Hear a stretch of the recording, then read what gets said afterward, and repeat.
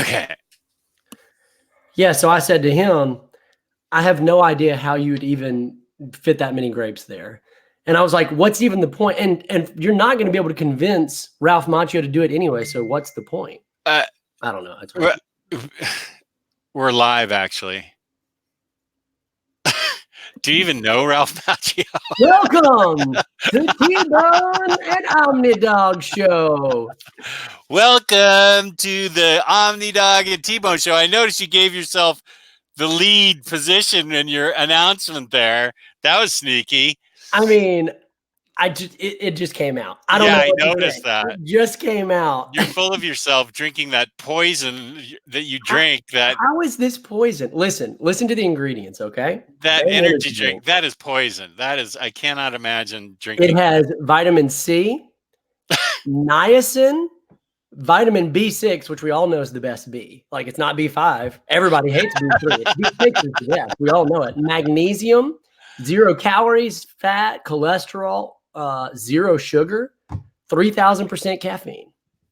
Magnesium. He's an X-Men villain, isn't he? He's my favorite X-Men villain. How much caffeine is in that drink? Like 4 billion grams? So this drink has it has super creatine. Oh, yeah, get the muscles. Super creatine. Not regular creatine. No. It's like extra strength Tylenol. They don't even just make strength Tylenol anymore. I don't think. It's like everything's like, what is the extra? I have no idea. It doesn't even make sense. Strength Tylenol. I just want some strength Tylenol, please. I don't want extra. I don't want super. It looks like this has, I don't know. I don't see where it shows your daily percentage of caffeine. I've only had energy drinks once in my life, and it almost sent me to the hospital. We did a Omni Bros show where we did dew bombs. It was I forget now. I think I forget now what they were. We had shots of Mountain Dew with what's that really popular energy drink? Like the most popular one. Red Bull, yeah. And we were doing shots of that. And I swear my heart had palpitations at the end of that show. And that was a really bad idea. I was like, yeah, let's do it. That's fun. Dew bombs. And at the end of it, I was like, a real mistake. So where do these things get there? Is it just major caffeine and sugar? Yeah, well, no, there's no sugar in it. There is a tiny warning on here that I found, which you basically should ignore. I don't even know why they put it on here. Warning, too much caffeine may cause, I don't know, stuff. Not recommended for children. 1 serving of Bang provides 300 milligrams of caffeine, which is more than 2 cups of coffee. And I think they say if you have more than 400 milligrams of caffeine, you're in trouble. Like, don't do that. It's only 300. I think a cup of coffee is about 125 milligrams. Yeah, so this is just 3 cups of coffee. It's totally fine. I drink like 6 cups of coffee a day. What are you even talking about? But I don't drink it all at once.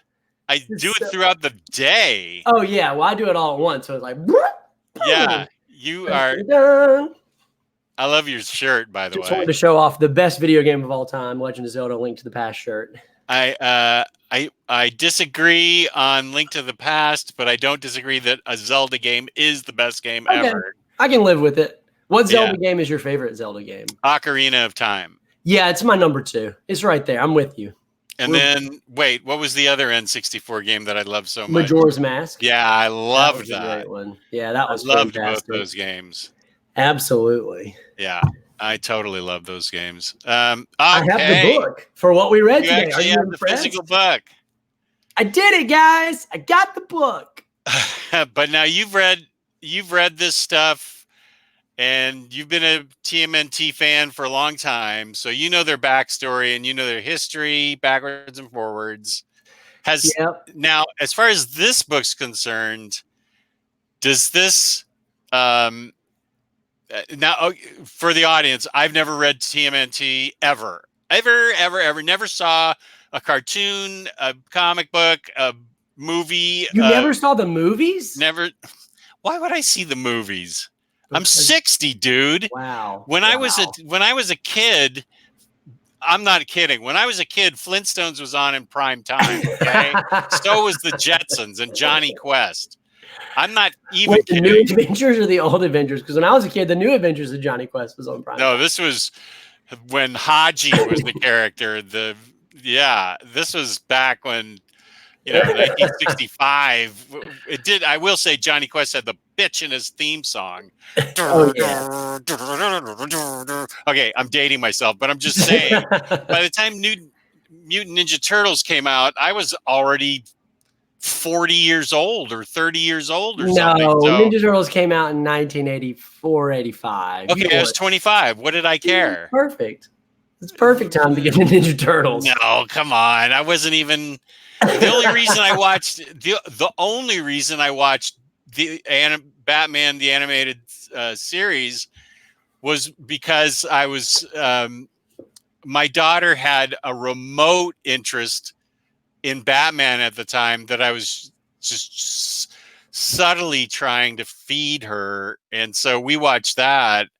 And I admit that I didn't make it all the way through the series because her interest in that only lasted about half a season.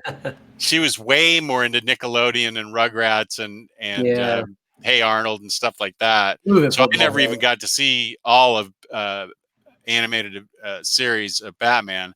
But yeah, I don't have a clue about Teenage Mutant Ninja Turtles. Like pretty much your entire generation, which is pretty much everybody that I deal with on YouTube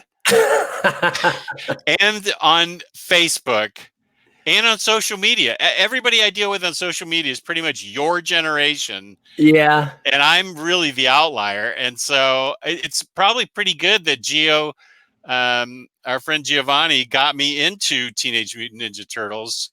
What a guy. Yeah. The right thing. Because it's helping me connect. That's it. To the younger people. Well, I got to be honest with you. I'm not the younger people. like my generation's not the younger people. We're mid-30s. Well, yeah, but no, I consider you kind of the sweet spot for.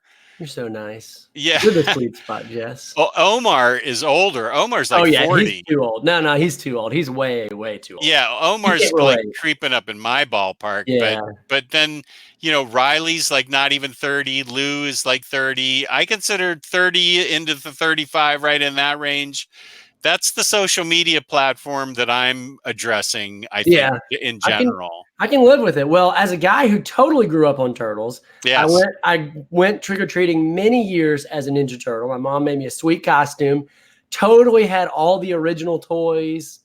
Every time the turtles would like wear sunglasses, they'd be like, let's make a new toy. Because, back then, especially in the 80s, every cartoon show was essentially just made for marketing toys. Right. In fact, a lot of cartoon shows like Transformers and G.I. Joes were made literally by the toy companies to promote the toys. Isn't that great? But isn't that how wild? Power Rangers? Isn't that like what Power Rangers was? Wasn't Bandai like a Japanese toy company, and that's how Power Rangers came to be, or something? It probably was. Yeah. It was that era of television, and so Ninja Turtles just went from like this obscure comic in a garage, which I think I mentioned. I don't know if I mentioned it on stream last show or you did. We were talking about it, but went from this obscure garage comic created by these two guys to this like national phenomenon in the span of like 2 to 5 years. Like it just totally exploded.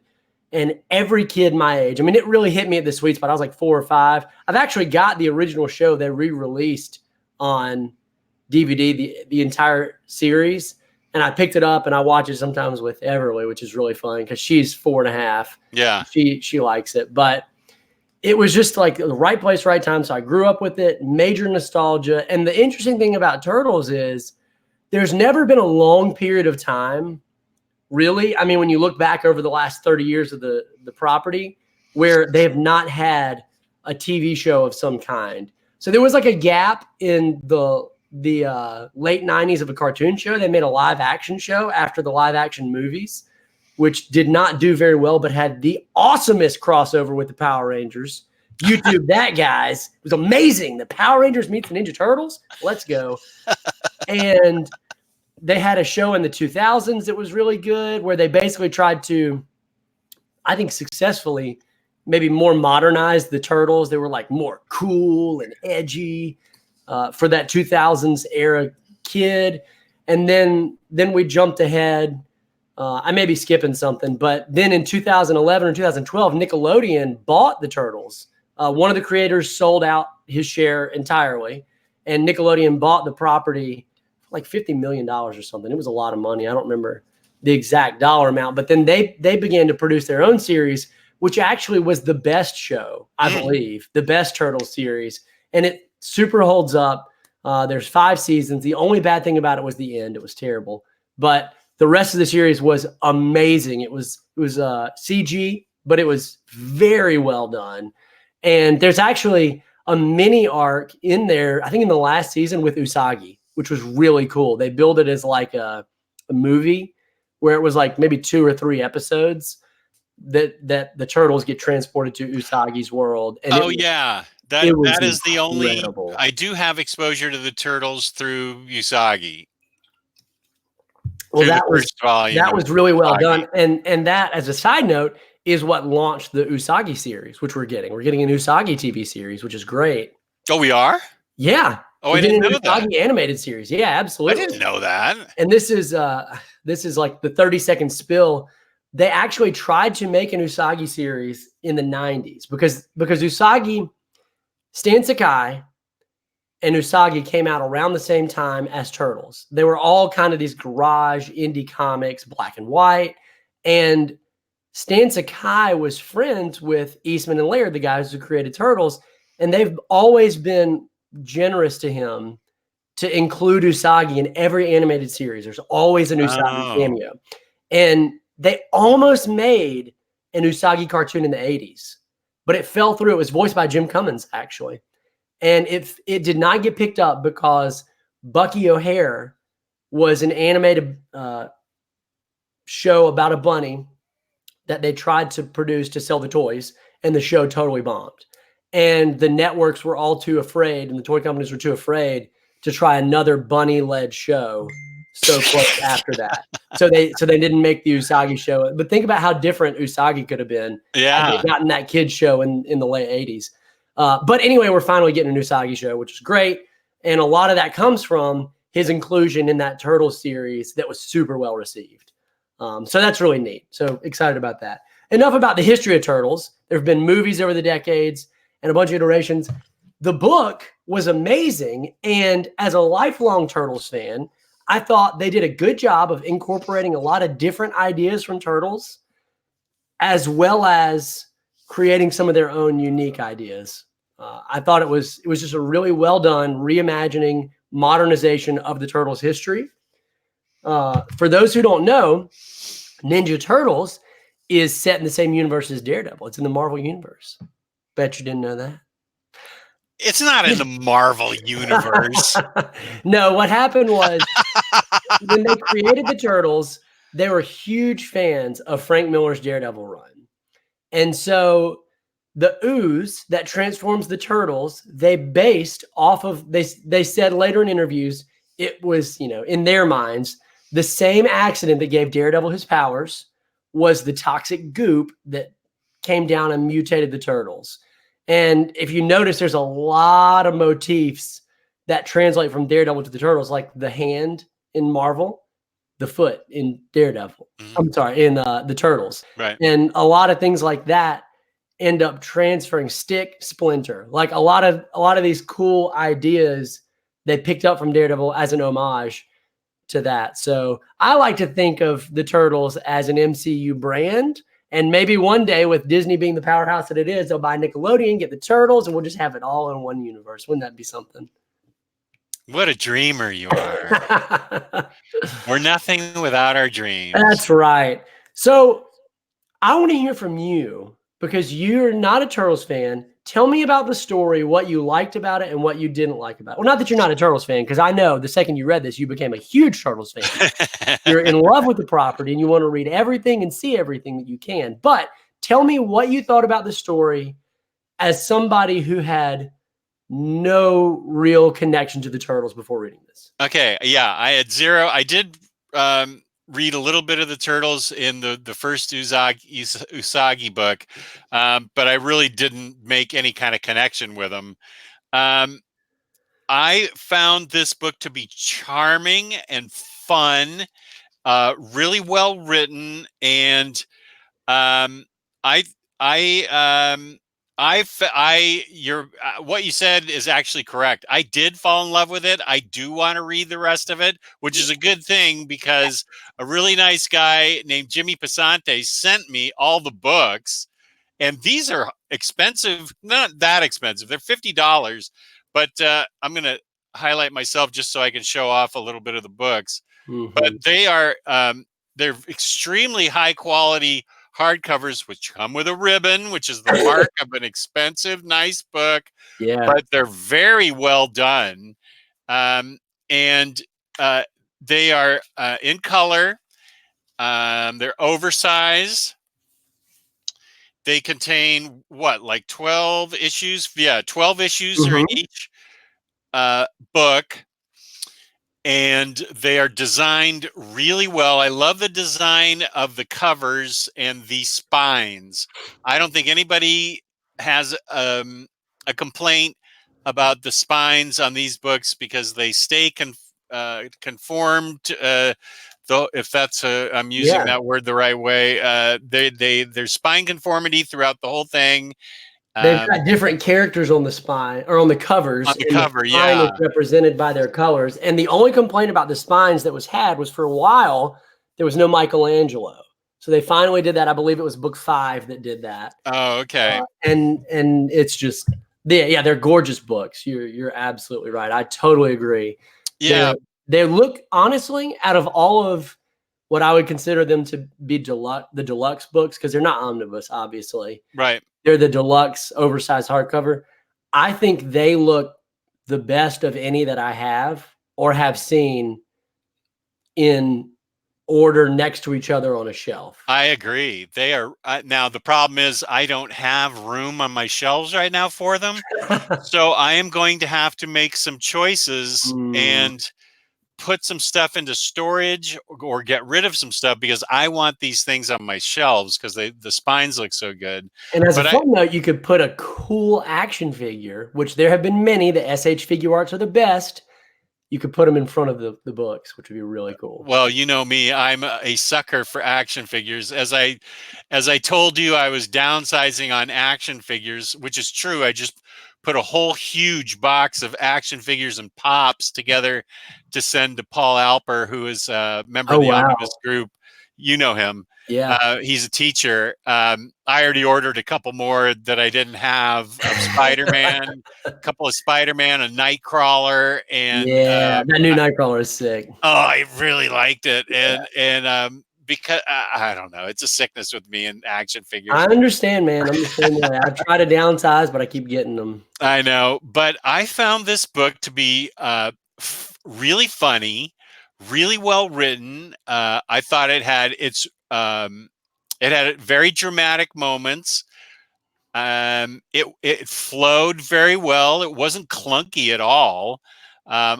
You think about a book where you've got turtles that are exposed to radioactive goop, and they grow up to be ninja fighting turtles with a rat as their sensei, and it turns out that they are reincarnated from like feudal Japan. The rat is their father. They are the sons who used to be human, and their enemy that killed their mother and killed the sons. Only the rat was alive. I can't remember his name. Not Splinter. I mean, yeah, Splinter, but I can't remember his Japanese name. Hamato Yoshi. Oh, well, there you go, showing off.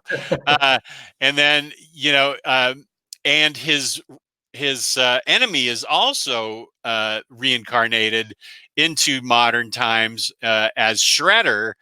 And and so there's going to be conflict, of course, between them. And to until until I found out that they were reincarnated humans with their father, and they had they had a goal, they had a mission, they had um, real lives to lead. I just thought, I don't know, mutated turtles living in the sewers eating pizza, that just doesn't sound fun to me. But once I read the story, I really was taken by it, and I thought it was really fun. The dialogue is really good. The humans in the story that turn out to be their allies are really well written. April and what's hockey mask guy's name? Casey Jones. Yeah. Casey Jones. Yeah, I liked him a lot. I liked the search for, who is that? Raphael. Yep, that was a great arc. That was fun. That was a really fun one. Because they get separated from him in the beginning. The three brothers and Splinter, the father. So I really recommend this book because, first of all, I was very skeptical because it just isn't. I do like anthropomorphic characters. I like Blacksod. I like Granville. So I do have a history of Usagi. Yeah, sure. So I do have a history of liking anthropomorphic characters. Donald Duck, Mickey Mouse, whatever. So it was just, I didn't know enough about it, and I had rushed to judgment. But it's really, I feel like there's a lot ahead of me that's going to get filled. It's going to be an even richer experience, and so I'm kind of excited because I feel like this is a really well written book, and there's going to be a lot more given to me because this book was full of interesting information and background and stuff. And I feel like we've only scratched the surface because the human characters and the turtles and Splinter, we've really only scratched the surface with them. And I think there's a lot more that's going to be going on, especially with the Foot Clan and with Shredder. And then you had a gang member that was helping them. I think there's all kinds of possibilities. And I mean, there's, I don't know, 8 more books at least. And now we found out there's a female turtle. I can't wait to find out about that. But that's the way I read. That's probably next March by the time I get to that. But yeah, I was really impressed, and really, it's a quick read. It's not. It's not War of Kings for me, where it's taken me 3 months to read War of Kings. Yeah, it's definitely an easy read. I agree. Yeah, and it's fun. I just, I'm all about fun with comic books, and this is just fun. It made me happy, and I want to read it more. I want to read more.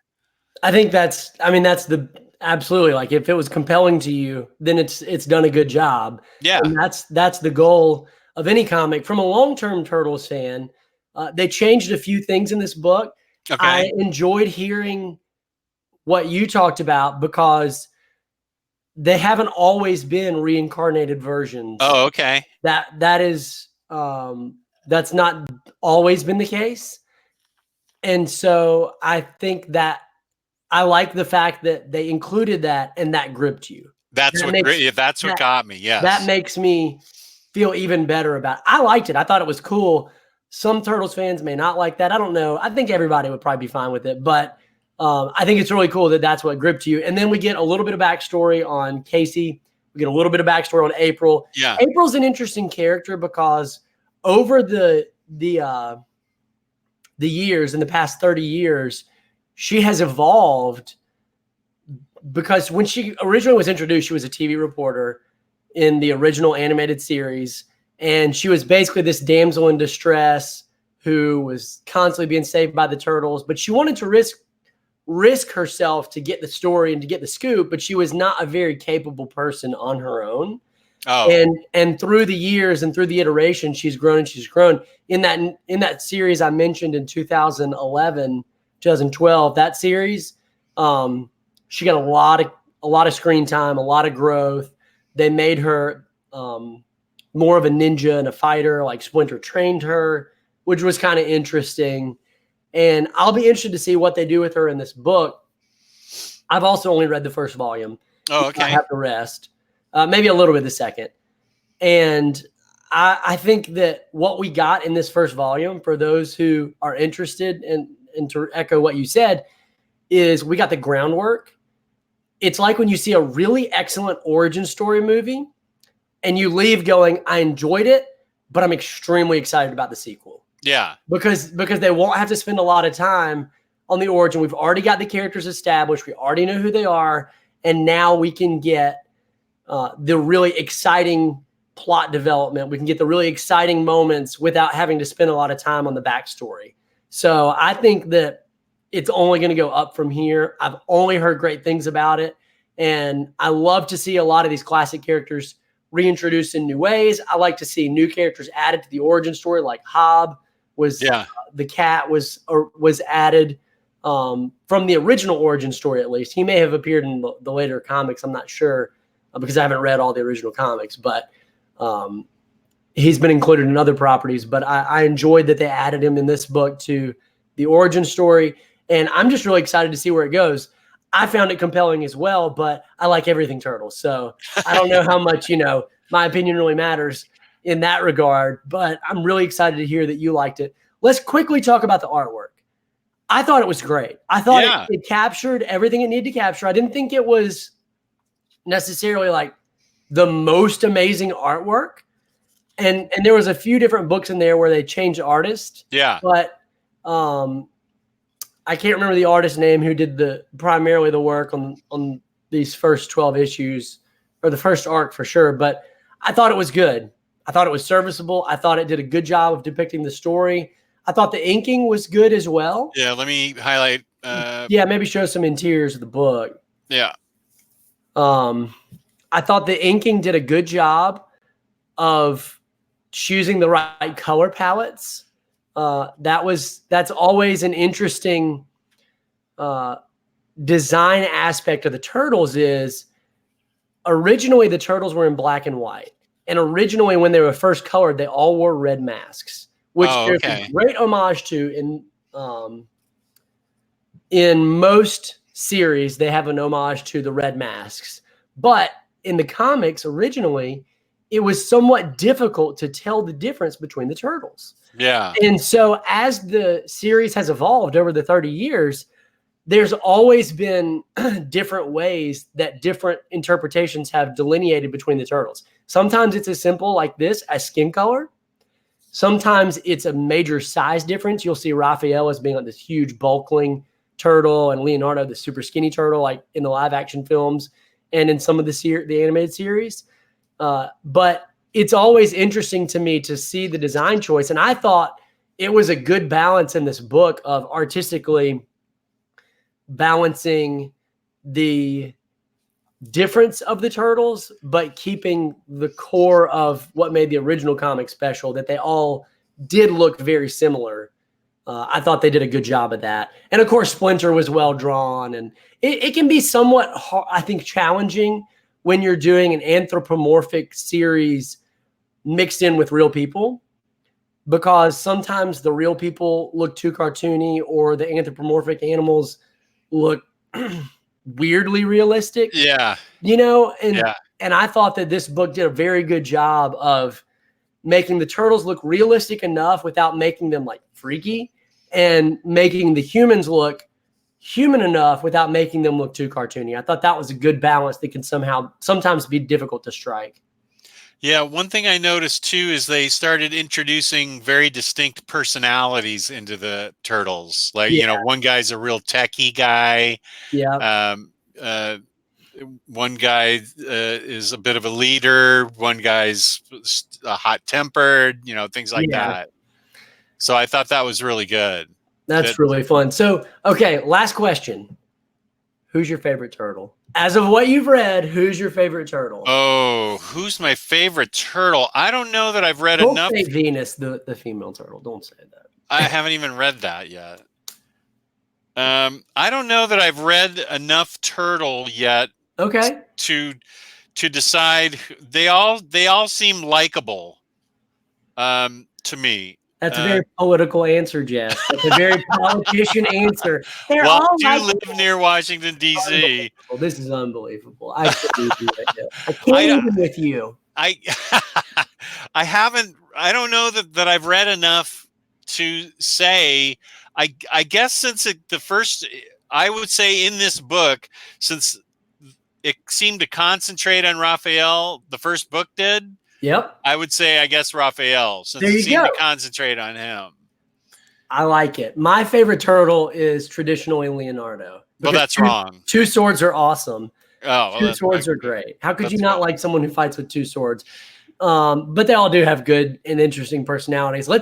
I want to continue that question. If we keep reading through the series and keep reviewing this over the course of the next 18 years that this show will be on air, it will be fun to revisit the favorite turtle discussion. Yeah, good. I think that we can cover these guys. We should read these books like once every 6 weeks or something. I like it. I think that's great. And cover them like that. I don't know what we should. I hadn't thought about what we should read next week. When we sign off here, we can talk about. Yeah, we'll decide. We're always open to suggestions. Let us know in the comments who your favorite turtle is and why it's you think it's Leonardo.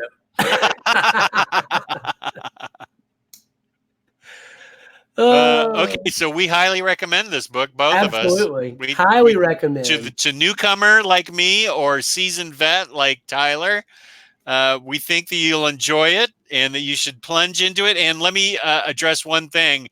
There are some badly out of print books in this series, but IDW has been really good about reprinting them eventually. Like number 4 is out of print, and on Amazon for $200 or something. Don't do that. Just be patient.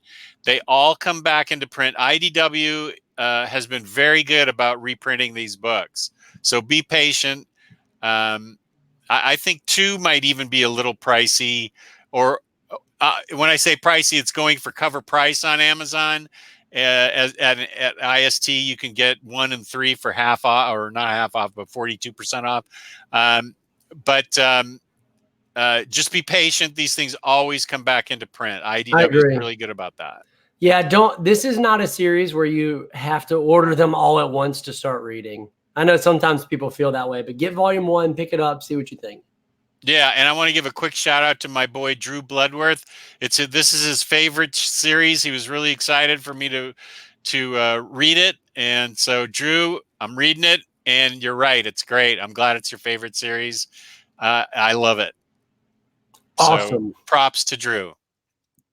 And so there you go. Leave a comment. Hit the like button for us. Subscribe to the channel. Peace and love. Peace and love. Any parting words, Tyler, about that rash you've got or anything? Shazam!